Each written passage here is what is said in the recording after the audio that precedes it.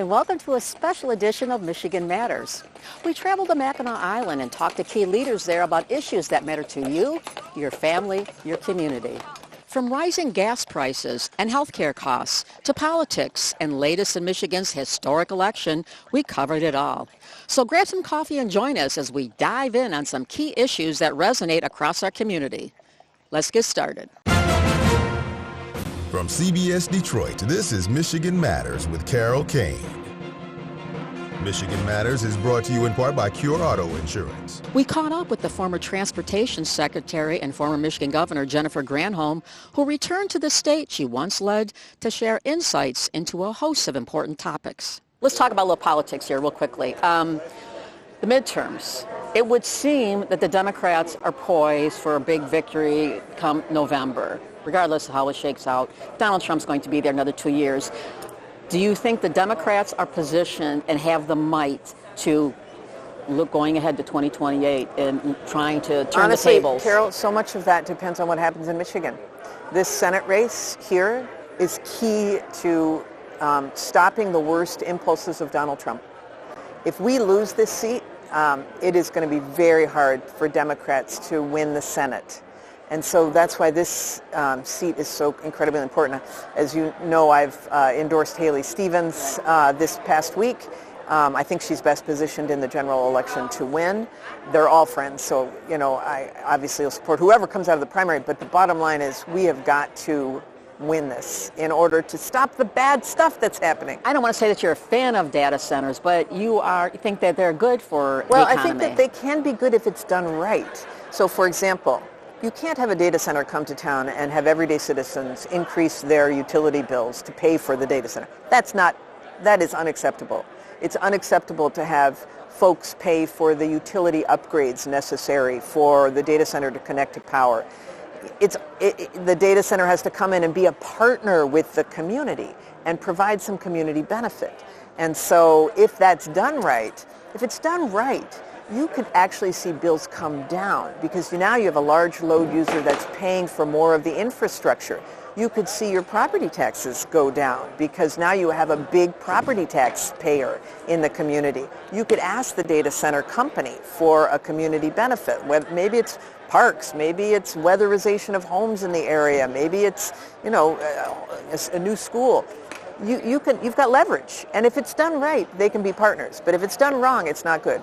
If you come in and you're not transparent, then people are going to be suspicious, understandably. So you have to be open. You've got to be willing to bring a benefit. You've got to be willing to partner with the community, and you have to make sure that the ratepayers are not footing the bill for the data center, and that there is good water use. That the water situation, you're not taking from this beautiful Great Lakes, that you're replenishing the water, that you're reusing it, or that you're not using water at all. And there are technologies to do that. You were governor during some really tough years here with the economy, the global meltdown, 2008, 2009. Yeah. It was a really tough time here. How do you feel about Michigan right now, how it's doing? Oh, I think Michigan is is great. I mean, first of all, Gretchen Whitmer has done a great job. And Michigan is really I worry about the troubles in the auto industry, obviously, because of the tariffs and the retraction of support for them to diversify into electric vehicles, et cetera. The auto industry is resilient. You see that Ford decided that they were going to use the battery factory that they were going to put for electric vehicles. Now they're going to do it for utility scale batteries, which is great, and great jujitsu on that. But there still isn't a need to continue to bring in new industry and to diversify. And honestly, if it's done right, AI could be an industry, not just data centers, but building the equipment that goes into those data centers, cooling systems, transformers, batteries, all of that. Michigan could be an expert in that as well, given our incredible prowess in workforce, in innovation, et cetera. What's the number one issue before Michigan right now that you think will affect its future if they don't deal with it properly right here, right now? I think that Michigan to continue to focus on bringing in industry and diversifying. What is the strategy for new industries to be the magnet for those? Michigan did so well when, under the Biden administration, we had the Inflation Reduction Act, and there were a lot of tax incentives for manufacturing of EVs, of batteries, of the supply chains. What's going to replace that? And how do you use the MEDC in a way that really causes jobs and, makes Michigan irresistible for industry. Honestly, I think that there's a huge opportunity in creating a cluster of manufacturing around the equipment for AI, and I think that could be a next step. Thank you so much, my friend. Appreciate that. He's been beating the drum to lower auto insurance rates in Michigan. Find out more after this timeout.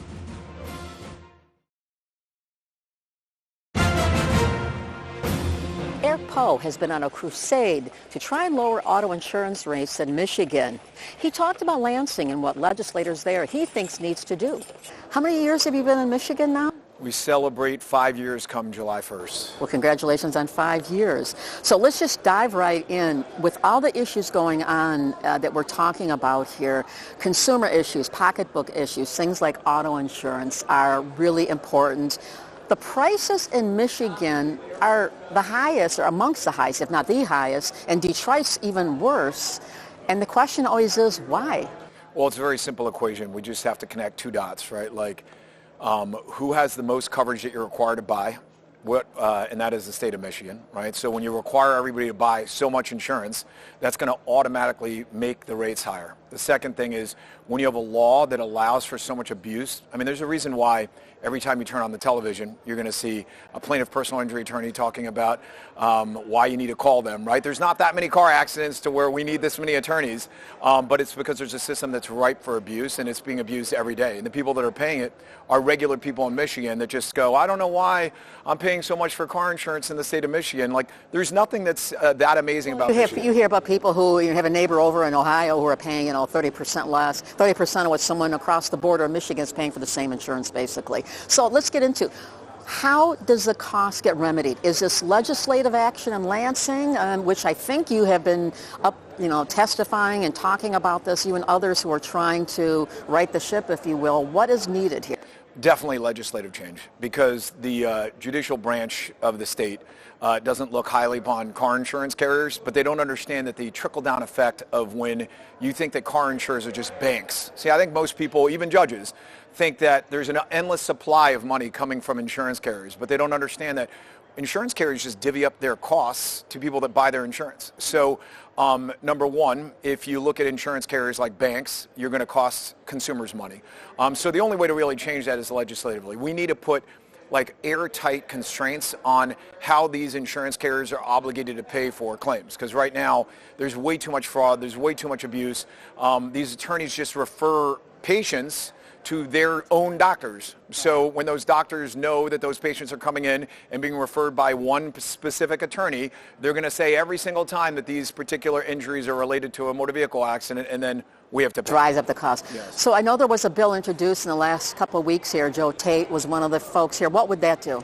That would be incredible. So, our view on this is that how do you argue with giving people choice? Right now, we're requiring everybody in the state of Michigan to buy a mink coat when it comes to car insurance. Like, aren't there options out there? Like, imagine if it's freezing outside. You've been in Michigan during January. If we said that the only way that you could stay warm is that you have to buy a mink coat and everybody else just freezes, that's essentially what's happening in car insurance. We're requiring everybody to buy the highest amount of car insurance for no fault in the United States of America, and then going, why is my car insurance so expensive? We have to give them options, and that bill will allow people to opt out of no fault and let their health insurance carrier completely be the carrier that pays for those medical expenses, and be able to choose a lower option, like a $15,000 option. And I know you've been beating the drum on this issue for years, and you do so nationally too, New Jersey, other places where you operate.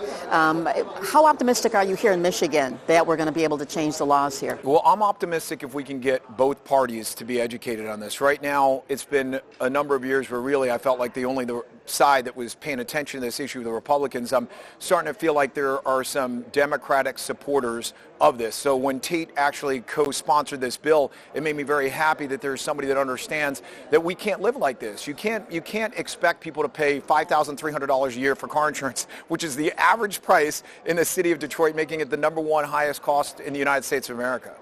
So this is a conversation where I'm going to have to put a to be continued on, because there's so much more to say about it, and it's something that's going to be evolving here. We'll have you back on the show later, talk about some of this as well, and because it is so important to so many people and to all of us, basically. So I appreciate you being here, putting a little bit of light on this, and we'll continue the conversation. Thank you for having this. We'll continue the conversation with Mike Bickers, who's working overtime to help young people in the Motor City. Back with more Michigan Matters after this.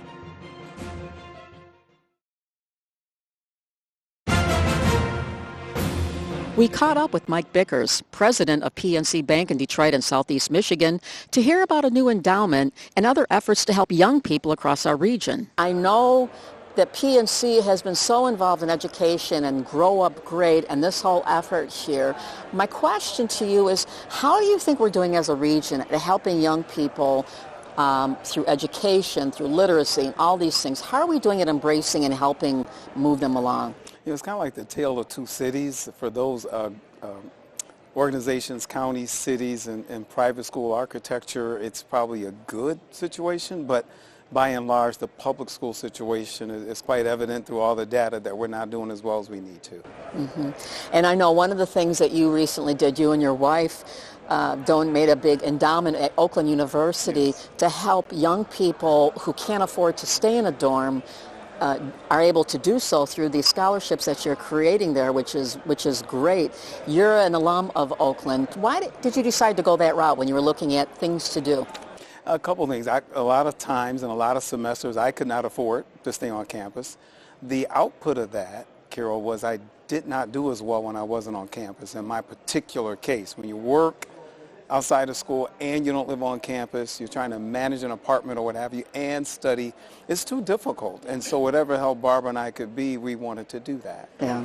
I know you also at the Detroit Grand Prix, you're one of the champions of that race and helping some of the community outreach that it does and things like encouraging small businesses and things like that. Yes. How important are events like that, do you think, to our region and helping become a signature event to stand out? I think the difference is, and hats off to Roger Penske and Bud and all those guys, it's not just a captive sort of, and you've heard me say the sort of sugar high thing, where it's capsulized to one organization benefiting. It's for all. And they've done an outstanding job of tying community to the race. And I know of people that have never been interested in the Grand Prix that want to go and join me and my team on Sunday, but we're oversubscribed. No doubt about that. So, from your standpoint, as you look out at the community, you're very involved, you're a community leader here dealing with different issues and things. What do you see as the number one issue before our region to help us become a better region, if you will, stronger, maybe it's a better word? Well, I think everybody talks about, the education part, but I take it a little bit deeper. I think you and I have talked about this, the lack of sort of skilled trades out there, the lack of programming or people being aware of that. Quite frankly, that's where the true growth is. When you think about AI can't replace a plumber or an electrician or those types of things, and those are very healthy, lucrative fields. So I would like to see us balance out education and sort of specific skill set, and I think both those things will help grow our region. I know that the governor and others talked up literacy, which has been a big, important thing. You go to schools and do readings. I know this is an important part of what you're doing here. The issue of literacy, which is confounding because you need to be able to read to succeed at whatever it is you're planning to do here. Still, the fact that we have such a problem here of people who can't read. Yeah, so the real effect of that, specific to us. So our tellers, awesome associates, now make $18 an hour with full benefits, everything you can think of. And they have to take an assessment. Well, imagine having trouble reading and trying to pass an assessment. Yeah. So I see it every day, unfortunately. People are eager to work, who have all the energy in the world and commitment, but they've been failed at reading and arithmetic and so on. So it hurts me and my team that continues to occur. Yeah. That's a real-life example of what that does before we even talk about college or anything else. As you look out here, my last question to you is this, is kind of with everything going on, we're in a transition in the state. AI is turning things upside down. We know we've got economy issues going on here. When you look down the road 5 years, what do you see for Michigan? I think a lot will depend on, can we get right this whole collaboration around economic development and then outgrowth being stronger education. I think if our state, cities, counties don't coalesce around smart economic development and job attraction, we say it all the time, but other states are a prime example of it being done right. you've got to address it, or 5 years from now we'll have the same conversation about having that same need with no answers. Yeah. Mike Bickers, there's more to talk about, but we're out of time. I want to thank you so much for being here. Appreciate you being here. And we'll talk further as the year goes on about some of these other programs I know you have coming up in the fall. We'll save it for another day. Yes, we will. Thank you so much. Thank you so much. We're back with more from the Mackinac Policy Conference as our show continues.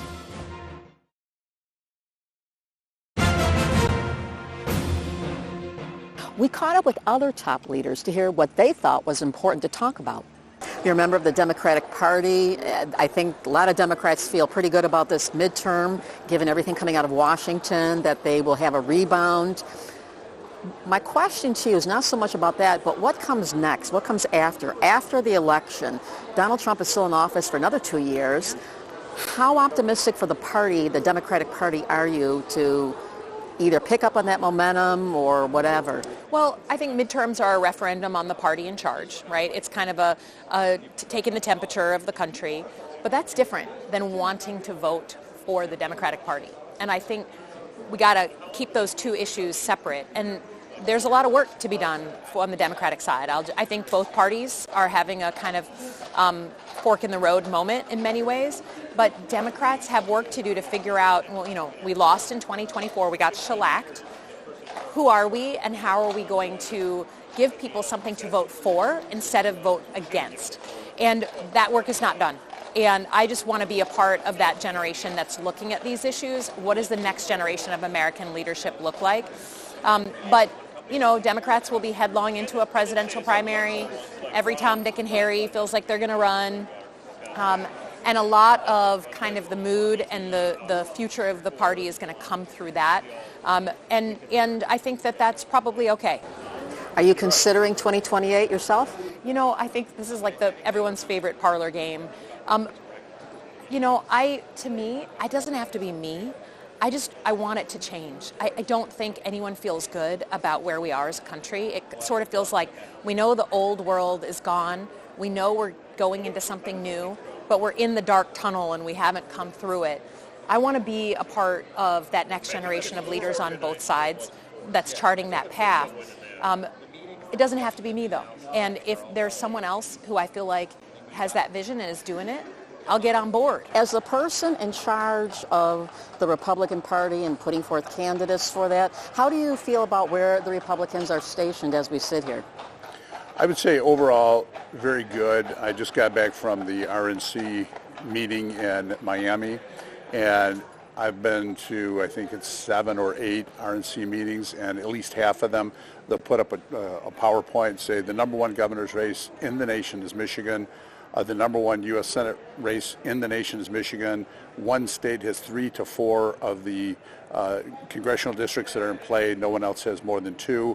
Michigan's number one in every category. And they've talked to me recently, said they're going to put more resources in Michigan than anywhere else. So it's going to be really the ground zero for winning. And you asked about how I feel. I know we have a great candidate on Mike Rogers. Fortunately, no primary. He's by himself. The Democrats have a very contested primary. On the governor's side, we have, sounds like 4 that made it through getting the signatures. And I think any one of those 4 would be a great candidate for us. So I'm really feeling good about what we got going so far. So you've got new branding that just took place. You're part of Henry Ford Health, and it's been a 40-year relationship. I guess the question is, after 40 years, why change the name? Why now?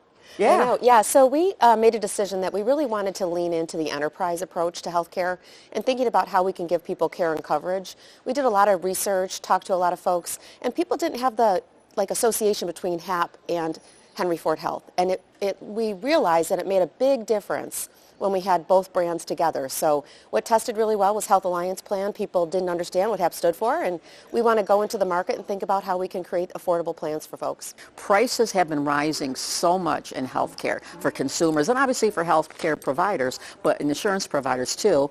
But consumers, prices have gone up dramatically. And how How do we resolve this? Well, I'm really encouraged. I think the theme of the conference of being common ground and what's the fix and thinking about what we can do differently. I'm encouraged because the dialogue that we're having up here is very open.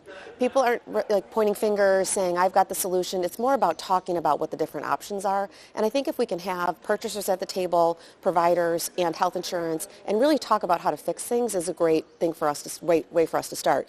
One of the things that we've done is we actually have introduced a product with Henry Ford. It's called Henry Ford Health Select, and we've actually seen premiums reduced by 15 to 18%. Wow. So thinking about what we can do that is different and innovative to work together with our partners and think about how we can lower those costs. And that really is, yes, that's been a theme. We've been talking too, it seems like for over a year, about increasing population. The city of Detroit went up. Oakland County went up a little bit. And it comes down to bringing more young people and having different constituencies here amongst our population. How do you think we're doing at raising the flag for our region and Michigan? Okay.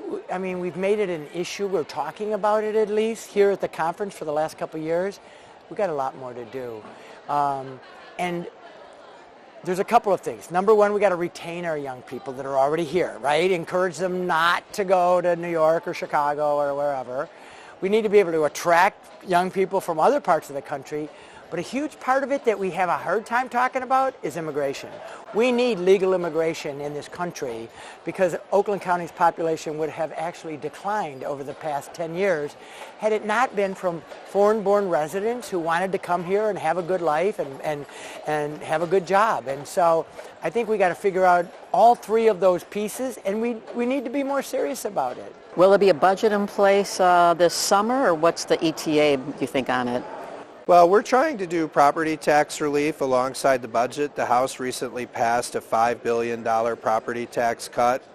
It'll see the average person save $900 a year on their property taxes and $250 a year on their utility bills. We're going to require the utility companies to lower their rates by $1 billion because of the property tax cuts.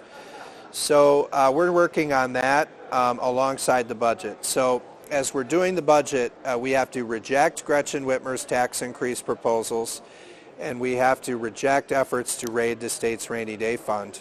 And the sooner the Democrats drop those proposals, the sooner we'll get a budget done. And we're going to do major property tax reform right alongside it. The need for more civility in politics today here. As someone who is helping to train people and give them education in this, is it possible to have more civility in politics? I know we all want that, but in this very volatile environment politically, particularly in elected office on the national scale, it's very difficult. It really is, but I am so hopeful because of the students at the Ford School. They come in wanting to be problem solvers. They see the partisanship, they see the very, very deep divides that trouble us, and they see that problems are not getting solved in the ways that they would like. So they understand that they're going to need a different kind of toolkit. They understand that it can't necessarily be winner take all as they interact in institutions, whether at the state or the local or the federal level. They've really got to come in and think about how do we reach across the aisle? How do we outstretch our hands and really think about where can we find some common ground here? So we have students who really want to change the game, if you will, and we really train them how to do that at the Ford School. Bottle recycling. You're trying to change it. You're not trying to undo it, you're trying to change it. So this bottle bill's been in effect for over 50 years. It's a Michigan law. And what it's basically done is it's turned Michigan's retailers, our grocery stores, convenience stores, gas stations, into mini de facto recycling centers. I think we can do a better job recycling if we make it more convenient for people, let them put it in their curbside recycling, if we have to create some drop-off centers. But if we make it easy for people, they'll recycle, and they don't have to go to the grocery store to do that. Well, there you have it. Interesting thoughts and comments from top leaders there. We'll have more from Mackinac Island in the weeks ahead, so stay tuned on that. Enjoy the rest of your day. We'll see you next Sunday for more Michigan Matters.